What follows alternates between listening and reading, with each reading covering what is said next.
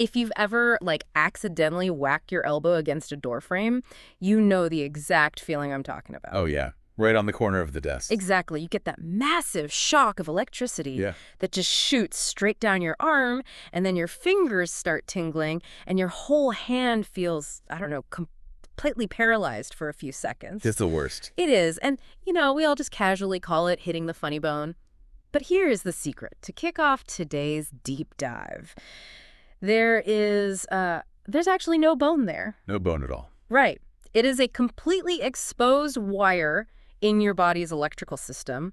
And today, we are going to trace that single wire, which is the ulnar nerve, from your neck all the way down to your fingertips. That's quite a journey. It really is. We're going to look at how everyday habits are, quietly destroying it, and how modern surgeons are literally rewiring the human body to fix it. It really is a masterclass in human engineering. When you look at the clinical sources we've gathered for this, the ulnar nerve is frequently referred to as the musician's nerve. Oh, I like that. Yeah, because it's the biological cable that is basically responsible for the microscopic machinery of your hand. Yeah. Like, it powers the really fine, precise movements used by, say, a concert pianist or Or a portrait artist. exactly, or even the very surgeons who operate on it. Well, by the time we finish walking through this research, you and you listening, you are going to look at your own hands entirely differently. Like, you'll understand why a cyclist's hands go numb on a long ride, and you'll see how doctors can diagnose invisible damage just by watching how you hold a piece of paper. Which is wild. Yeah. But to understand how that intricate machinery breaks, we first really need to follow the cable from its source. Right. Because the wiring diagram of the human arm is incredibly specific. And the path this nerve takes, it basically sets up every single vulnerability that we see in the clinic. So let's follow that path. Based on the anatomical text in our stack, the nerve actually starts all the way up near your neck and shoulder. Yeah, in the brachial plexus. Right. This complex web of nerves. It pulls its fibers from the very bottom of that network, specifically roots C8 and T1, if we're being technical, and then it just heads down the arm. But what really stood out to me in the sources is its behavior as it travels through the upper arm. Oh, yeah. It behaves like, well, an express train that simply refuses to make any local stops. Yeah. I mean, it travels the entire length of the upper arm from the armpit straight down to the elbow and gives off absolutely zero branches. There's, like, no off-ramp whatsoever. Which means clinically, and this is crazy to think about, if you suffer a deep cut or some kind of injury anywhere in that upper arm territory, you get a massive identical power failure all the way down the line. Right, because there are no muscles in the upper arm that actually rely on it. So the damage remains completely hidden until the signal fails to reach the forearm. It's just a pure transit corridor until it hits the elbow, and that is where it enters its first major danger zone. The famous funny bone bump. Right. It passes right behind that prominent bony bump on the inside of your elbow, the medial epicondyle. And at this exact spot, it enters a narrow channel called the cubital tunnel. And it is physically trapped in that space. I mean, it has this rigid ligament acting as a roof right over it. Osborne's ligament. So every single time you bend your elbow, you are pulling that nerve taut. You're stretching it directly over the hard bone. Yeah. But once it survives that treacherous tunnel, it finally enters the forearm and, starts distributing power. Finally making stops. Right. But surprisingly, it doesn't do much heavy lifting here. It supplies exactly 1.5 muscles in the entire forearm. Wait. So out of all the complex muscles in the forearm that control the hand, this massive major nerve only powers 1.5 of them. Just 1.5. It powers the flexor carpi ulnaris, which flexes your wrist, and exactly half of the deep finger flexor. That's it. That's it. After that, it just continues its journey down the arm. But about 5 to 7 centimeters before it even reaches the wrist, it throws off a tiny sensory twig. Ah, the dorsal cutaneous branch. Exactly. It provides feeling to the back of your hand. And keep that little twig in mind, by the way, because it becomes an absolute genius clue for doctors later on. Oh, we will definitely come back to that. So the main nerve then continues down and enters the second major danger zone right at the wrist. Guyon's canal. Yeah, Guyon's canal. It's this tiny tunnel between two small wrist bones, the pisiform and the hook of the hamate. And inside this incredibly tight canal, the nerve finally splits into its terminal branches. One branch heads off to provide sensation, and a deep motor branch dives straight into the palm of the hand. And this is where it earns that musician's nerve title, right? Absolutely.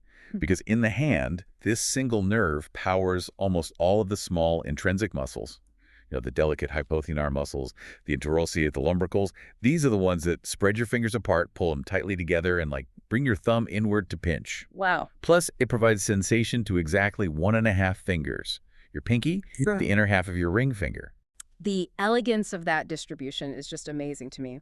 1.5 muscles in the forearm, almost all the fine-tuning muscles in the hand, and 1.5 fingers of sensation. Yeah, and if we connect this to the bigger picture, for a doctor diagnosing a patient, that specific 1.5 muscle and 1.5 finger rule is basically the ultimate cheat code. Oh, totally. If you memorize that territory, you can predict exactly what happens when the system fails. Which, makes you wonder how this deeply embedded, highly protected cable gets derailed in the first place. Like, everyday activities are somehow generating enough force to sever or crush the body's internal wiring. Well, the medical literature actually breaks these nerve injuries down into 3 distinct levels of severity based on what physically happens to the cable. Right, Seddon's classifications. Yeah.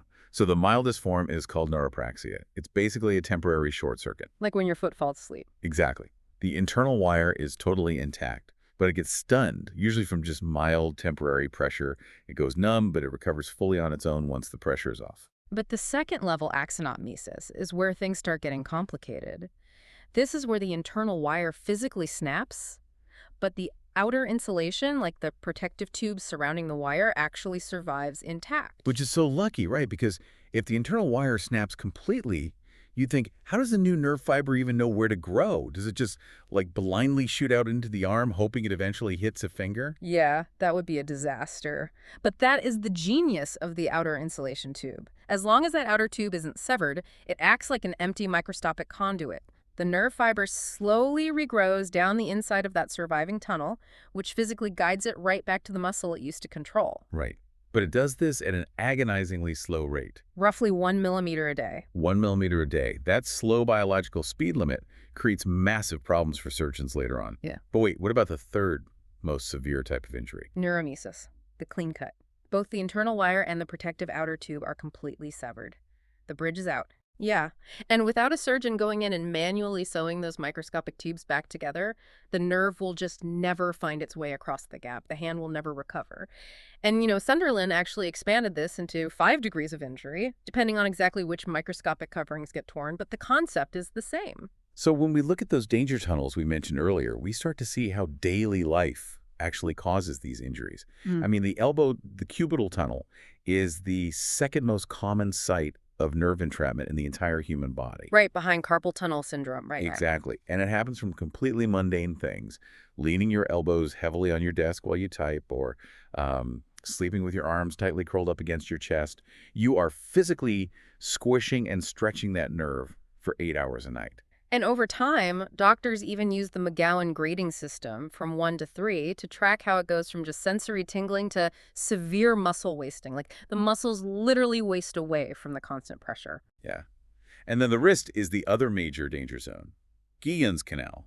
This is where, say, long-distance cyclists run into trouble with something called handlebar palsy. Oh, because they're leaning forward. Right. A cyclist leans their upper body weight directly onto the handlebars, compressing that exact tunnel in the wrist for hours at a time. Or you get ganglion cysts in there, or maybe a fracture to that hamate bone.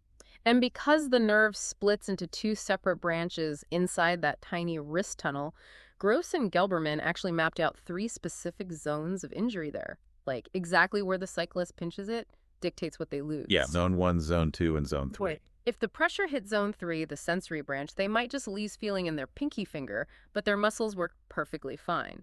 But if the pressure hits zone 2, the deep motor branch gets crushed. Their hand muscles grow weak and uncoordinated, but paradoxically, their fingers feel perfectly normal to the touch. It's all about location. But, reading through our stack of sources, there was one specific injury mechanism that literally stopped me in my tracks. Oh, I know what you're going to say. The tardy ulnar nerve palsy. Yes. Tardy, meaning incredibly late. Right. The clinical notes describe patients who injure their elbow as a child, and then their hand suddenly fails decades later. Decades. I mean, how is that physically possible? It all comes down to a tiny, almost invisible change in biomechanics. When a child fractures their elbow, sometimes the bone heals with a slight outward angle. Okay. In orthopedics, any outward angle away from the body is called a valgus deformity. so cubitus valgus. To the naked eye, the child's arm might look perfectly normal, but that tiny shift in geometry ruins everything underneath the surface. Because the nerve is now taking a slightly longer path around the joint? Precisely. Because of that new angle, the ulnar nerve is now being microscopically stretched. It's pulled tight over that prominent bony bump every single time they bend their arm. Wow. For 20, 30, or 40 years. Yeah. It acts like a ticking time bomb of anatomy. The nerve actually tolerates the microtrauma for decades, quietly enduring the stretch, until one day the structural threshold is finally crossed. The fibers give out entirely and the hand stops working. The wire snaps. It snaps. But knowing how it breaks is really only half the picture here, because the physical result of that damage reveals a phenomenon that completely breaks standard logic. The ulnar paradox. Yes, the ulnar paradox. Yeah. Okay, let's unpack this. Because the signature, visible sign of a severe ulnar nerve injury is a deformity known as the ulnar claw. Right. And the mechanics behind the claw are fascinating. Your hand relies on this really delicate tug of war to stay flat and functional. When the ulnar nerve dies, all those tiny, fine-tuning intrinsic muscles inside the hand fall completely silent. But the big, powerful muscles up in your forearm, the ones powered by completely different nerves, they are still firing and pulling on the finger tendons. Yeah, because the fine-tuning muscles aren't there to provide resistance, that balance is destroyed. Exactly. The long forearm muscles pull the knuckles all the way back, hyperextending them, and violently curl the fingertips inward. But because of the nerve's specific territory, this only happens to the ring and little fingers. It looks exactly like a rigid, curled claw. And this is where we hit the paradox. Standard logic tells you that a high injury, like a massive failure all the way up at the elbow, should cause a much worse, more dramatic deformity than a low injury down at the wrist. I would think so, yeah. But the clinical reality is the exact opposite. A high injury at the elbow actually produces a less severe claw than an injury at the wrist. That is such a strange biological workaround. Like, how does more damage lead to a better-looking hand? Let me try an analogy here. Think of being in a runaway car. An injury down at your wrist is like a broken brake line. The intrinsic hand muscles, the brakes, are dead. Okay. So those big, long forearm flexor muscles pull the fingers into a violent crash, creating a sharp, dramatic claw. But an injury all the way up at the elbow, that is like a broken brake and a stalled engine. Because the elbow injury is so high up on the arm, it also knocks out that 1.5 forearm muscle we mentioned earlier. Exactly. The specific deep flexor that curls the fingertips. Oh, I love that analogy. Right. The engine pulling the fingertips into that curled position is completely dead. So without that forearm flexor tugging on the tendons, the clawing effect is much less severe. You are actually safer or protected from the extreme claw shape, specifically because everything is broken. Which, creates a terrifying situation for the patient once they start to heal. Oh, yeah. Because as that high elbow injury slowly repairs itself and the nerve grows down the arm at 1 millimeter a day, the first thing it reaches and turns back on is that forearm flexor muscle. The engine restarts before the brakes are fixed? Exactly. The forearm muscle wakes up and immediately starts pulling on the fingertips again. But the intrinsic hand muscles are still months away from getting their power back. So as the patient neurologically improves, their hand physically pulls into a deeper, more severe claw. The patient must think they are rapidly deteriorating. It requires a massive amount of trust from the patient. And it demands deep critical thinking from the surgeon treating them. Because a worsening claw actually means the nerve is waking up. If the healing process looks identical to things getting worse, the doctor needs foolproof methods to figure out exactly what is happening under the skin without, relying on the patient's panic. And they managed to do that without making a single incision. This is where the physical exam turns into genuine detective work at the bedside. Oh, I love this part. Doctors use specific physical tests, eponymous signs, that reveal silent, paralyzed muscles through the process of elimination. I actually want to try one of these bedside tests right now. If you are listening, you can do this along with us. It's called Froment's sign. Yeah, grab a normal piece of paper and pinch it tightly between the side of your index finger and the flat pad of your thumb, like you're holding a key. Right. And try to keep your thumb perfectly straight and flat against your hand while someone else tries to pull the paper away from you. If your ulnar nerve is damaged, the specific muscle that pulls your thumb flat against your palm, the adductor pollicis, is completely paralyzed. You physically cannot squeeze the paper with a flat thumb. So what does your body do? It cheats. It absolutely cheats. The Hmm. brain realizes the primary muscle is dead, so it immediately improvises. It recruits a completely different nerve, the median nerve, to take over. But the median nerve powers a different muscle, one that physically bends the very tip of the thumb. So instead of a strong, flat pinch, your thumb tip aggressively bends and curls into the paper to maintain your grip. The doctor pulls the paper, sees the thumb violently bend, and instantly knows the ulnar nerve is failing. There was another visual clue mentioned in the clinical assessments that acts just like this: Wartenberg's sign. It's a patient's pinky finger drifting away from the rest of the hand. It just sits up there, permanently separated. That is another perfect example of that muscular tug of war. You have one muscle pulling the pinky inward toward the ring finger, powered by the ulnar nerve. You have a different muscle pulling it outward, powered by a completely different nerve. Right. So when the ulnar nerve dies, the inward pulling muscle goes silent. The outward pulling muscle is still firing normally, but now it has no opposition, so the finger is continuously pulled away and just drifts outward. And there are others too, right? Like Gene's sign, where the thumb knuckle hyperextends, or Mass's sign, where the palm arch just totally flattens out. Yeah. But the exam goes beyond just watching muscles. The doctor can actually map the edge of the living nerve. Tinel sign. Yes, Tinel sign. By gently tapping along the path of the nerve at your elbow, they can send a shock of tingling down your arm. It acts exactly like a stud finder on a wall. Oh, that's a great way to put it. As the nerve slowly regrows week by week, they can tap further and further down your arm to track its physical progress over the weeks. But the most elegant bedside deduction, in my opinion, involves that tiny sensory twig we told you to remember earlier. The dorsal cutaneous branch, which splits off the main nerve just 5 to 7 centimeters before the wrist to supply feeling to the back of the hand. What's fascinating here is that it acts like a geographical treasure map. If a patient comes into the clinic with a numb pinky finger on the palm side, but the doctor lightly pricks the back of their hand with a pin, and they can feel it perfectly, Yep. the doctor instantly knows the nerve is trapped at the wrist, not the elbow. Because if the injury was way up at the elbow, the entire cable would be dead, including that early branch. But since the back of the hand still has feeling, the electrical power successfully made it past the forearm. Exactly. It proves the roadblock has to be further down the line, inside that tiny wrist tunnel. It is pure anatomical logic. I mean, of course, modern medicine confirms this with nerve conduction studies, which take like 2 to 3 weeks to show changes anyway, or ultrasound and MRI imaging to literally look at the pinched nerve. But the physical deduction tells them exactly where to look first. Right. But mapping the damage only gets you so far, because Yeah. once you find the break, you are immediately racing against a very unforgiving biological clock. Yeah. So how do surgeons actually fix this? Well, they always start with the least invasive option. If it is just a mild compression sang, neuropractic conservative treatment works beautifully. Stop leaning on your desk. Exactly. Activity modification. And they will give you a specialized splint to wear at night that keeps your arm gently extended, preventing you from stretching the nerve in your sleep. And maybe some nerve gliding exercises. But if those conservative measures fail, or if the patient is experiencing real muscle wasting, it is time for structural intervention. Up at the elbow, surgeons can perform an in-situ decompression. They go in and literally snip the rigid ligament forming the roof of the cubital tunnel, giving the inflamed nerve more room to breathe.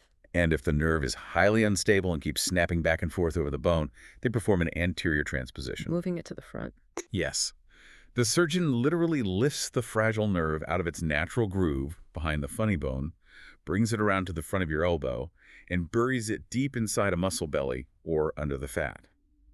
That way, when you bend your elbow, the nerve naturally relaxes instead of stretching tightly over the joint.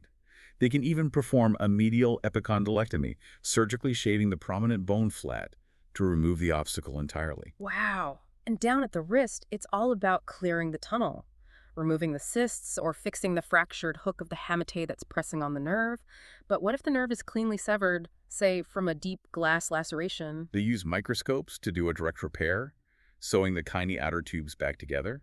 Or if a chunk of the nerve is destroyed, they will actually harvest a spare, non-essential sensory nerve from your leg, usually the sural nerve, and splice it into your arm to act as a graft bridge. But here's where it gets really interesting. This is where the surgeon faces the ultimate villain in nerve repair: the distance problem. Let's do the math on this. If you completely sever the nerve at your elbow, the newly repaired fibers have to grow all the way down the forearm and into the hand to turn those intrinsic muscles back on. And they are doing that at a speed of 1 millimeter a day. That is roughly an inch a month. Traveling from your elbow all the way to your hand could take nearly a year. Which introduces a devastating biological clock. Because those tiny, delicate muscles in your hand, they cannot simply sit dormant for a year waiting for an electrical signal. Right. If they sit without power for that long, they undergo irreversible atrophy. The muscle tissue physically dies and turns into fat. Even if the regrowing nerve finally arrives 12 months later, there is no living muscle left to plug into. The hand remains permanently paralyzed. This is where the surgical techniques described in our sources start to sound like absolute science fiction. To beat that biological clock, surgeons perform something called a distal nerve transfer, or, more specifically, a supercharged end-to-side transfer, known as SETs. Wait, I want to make sure I understand the mechanics of this. How do you speed up a nerve that strictly grows at 1 millimeter a day? You don't. Instead, you bypass the distance entirely. Imagine a severe storm knocks out the main power plant miles away from your house.